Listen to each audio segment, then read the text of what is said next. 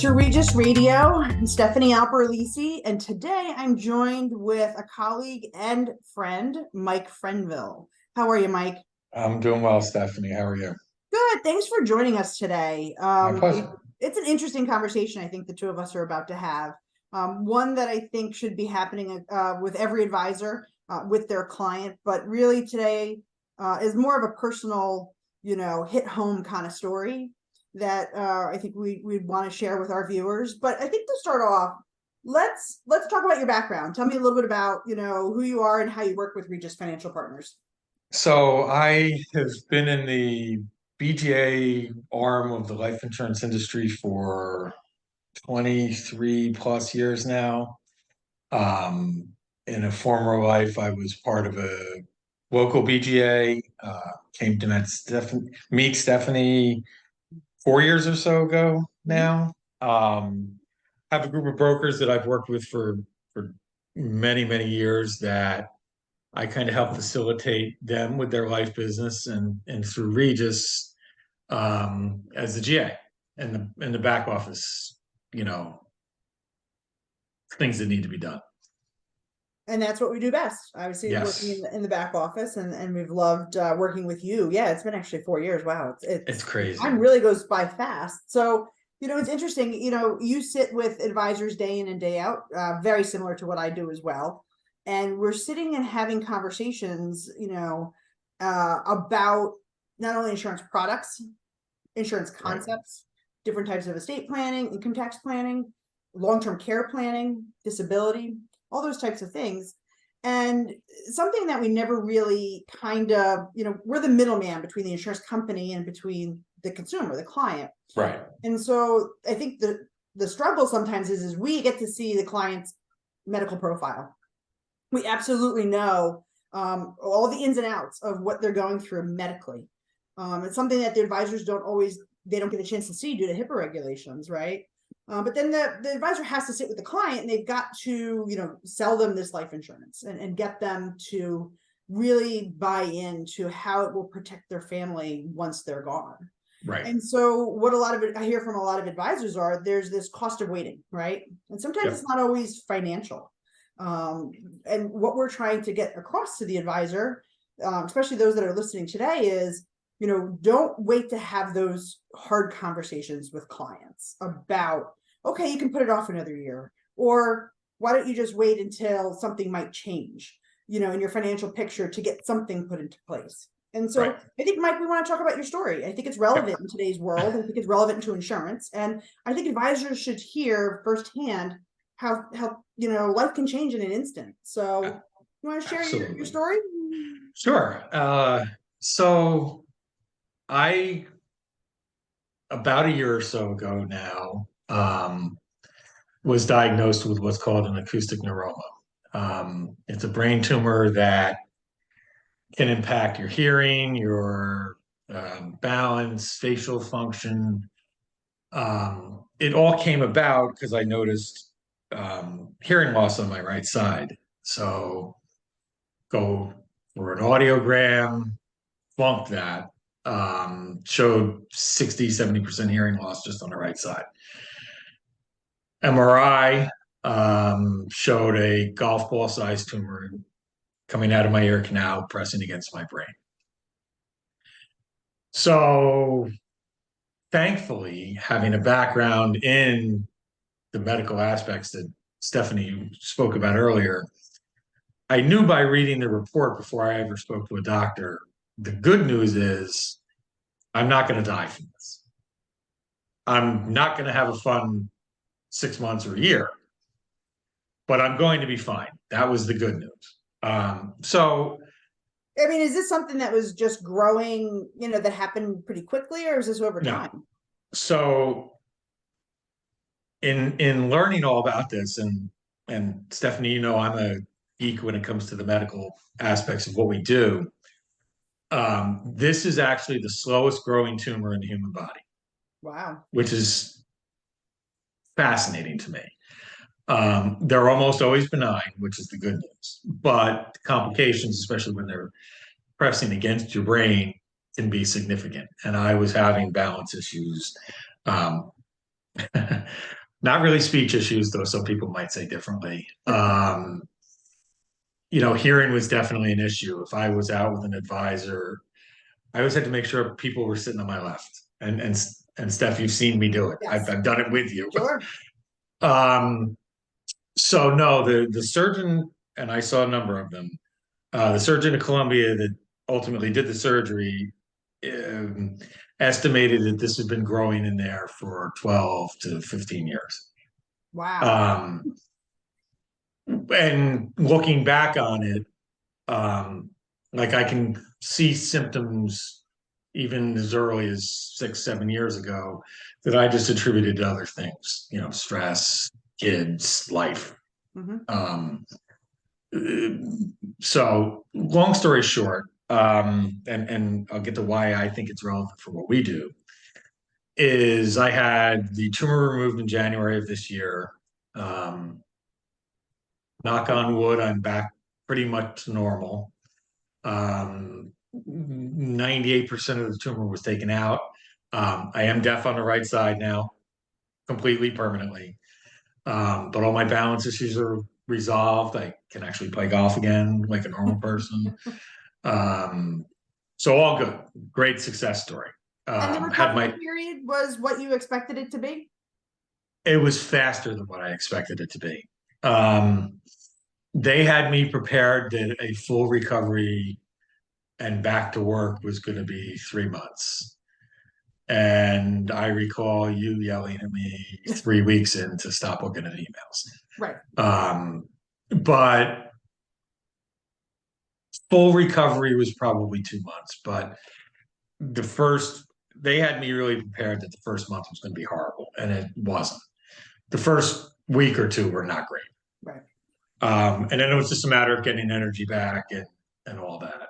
So I slept a lot, and I binge watched a lot of stuff when I wasn't checking emails. Um, I actually went for my first post surgery MRI last week.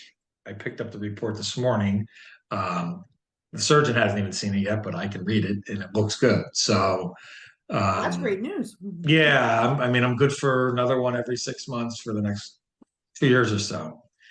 Um, and, but and I think I'd like to talk about next is why this is relevant to what we do.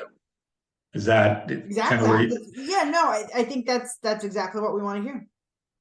so I, for most of last year, before going into this and before I was diagnosed, I thought about, okay, I probably need to update my life insurance. Coming up on the end of a 20-year term that I was super preferred because I took it out when I was 26. Um, and you know, the long-term care planning aspect of what we do as well is I'm 47 years old almost. It's time to start looking at that because it's never going to be less expensive for me than it is today. That was my mentality a year ago. Well, then I find out about this, so I'm automatically uninsurable.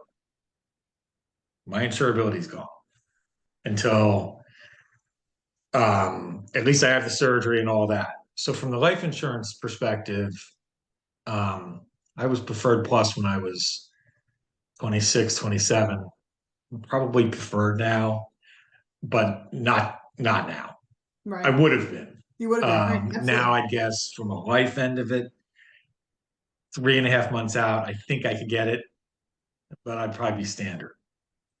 The long term care part, which is as important to me as the life is, I'm certain I'm a postponed at best at this point. And it's a matter of, how much stability of serial MRIs are they going to want to see?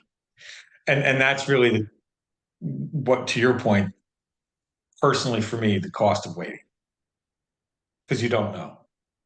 I mean, you literally woke up, what, 18 months ago?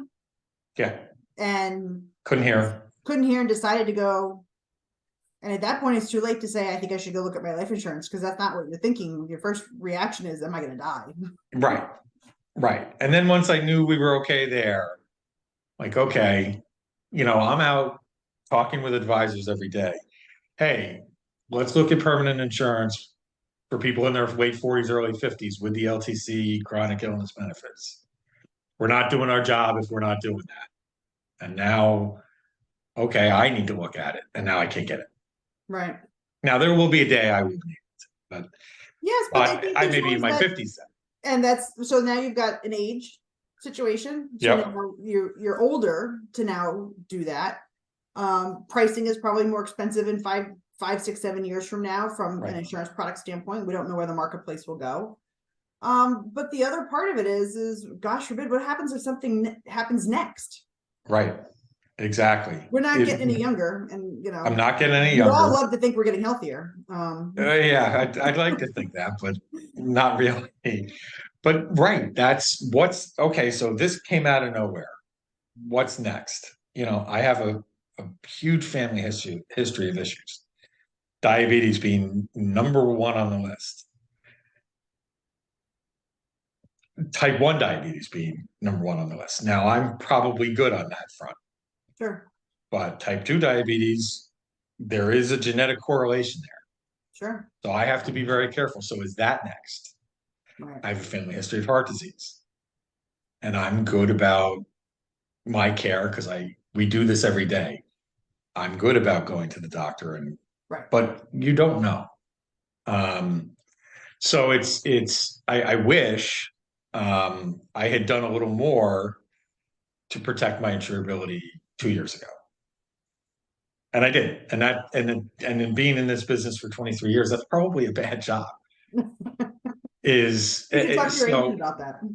I'm sorry. You should talk to your agent about that. I should, but I have to look in the mirror for that. And I don't want to have that conversation. Right. But it's conversations that I lately have been having with advisors and some clients directly is you don't know. I mean, look back what we've been through the last 3 years. Absolutely. COVID, you don't know. Right. I mean, there's people we don't know the long term effect, and I don't want to we don't want to get into the discussion, but we don't know the long term effects of people that have had it. It's way too early. And we Way don't too early. also know the ones who have unfortunately had long haul COVID and what Right. the mortality risks are with that as Right. well. So their insurability could be compromised. So it's the what I really have been trying to impress on people is don't be me. Right. Don't be me. Be proactive. Yes, you could put it off for another year. That was my mentality.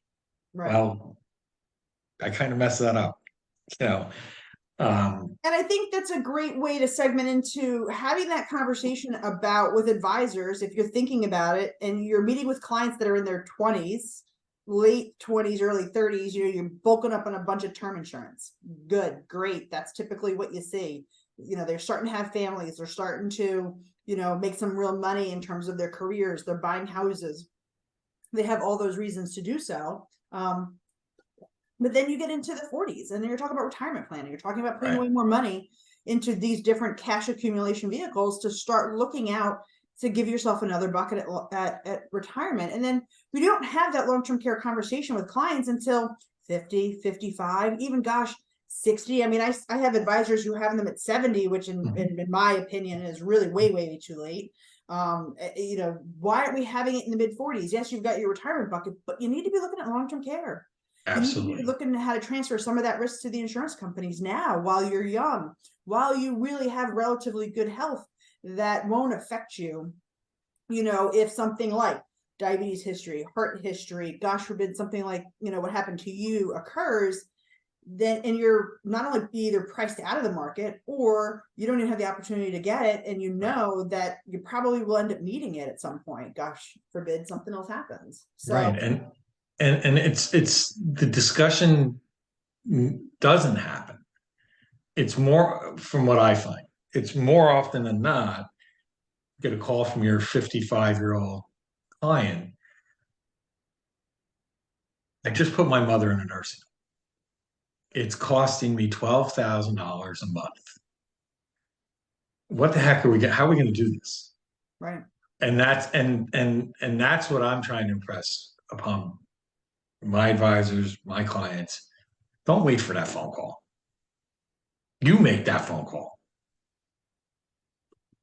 COVID should show us the need for that long-term care. It should, and it has to some extent, Right. but not nearly enough. I mean, as you said, transferring the risk to an insurance company, we do it with everything else in our lives. Why aren't we doing it with something that is will bankrupt most people? Right. My wife's grandmother spent 8.5 years in a memory care facility because she had dementia and Alzheimer's. She was perfectly healthy. They spent over $1 million, and that wiped everything she had lived her life, wiped it completely out, And it's sad. along with my in-law, part of my in-law's estate. Right. They picked up then they picked They up had to the pick up bill. the bill. And that's So what it's really important. I think there's a great opportunity for all those that are listening out there today. You know, if you don't know where to start with the conversation, that's why we're here at Regis to help you. We're here with not only just materials, illustrations, case design work, helping you with having a conversation. Please reach out. Please contact us.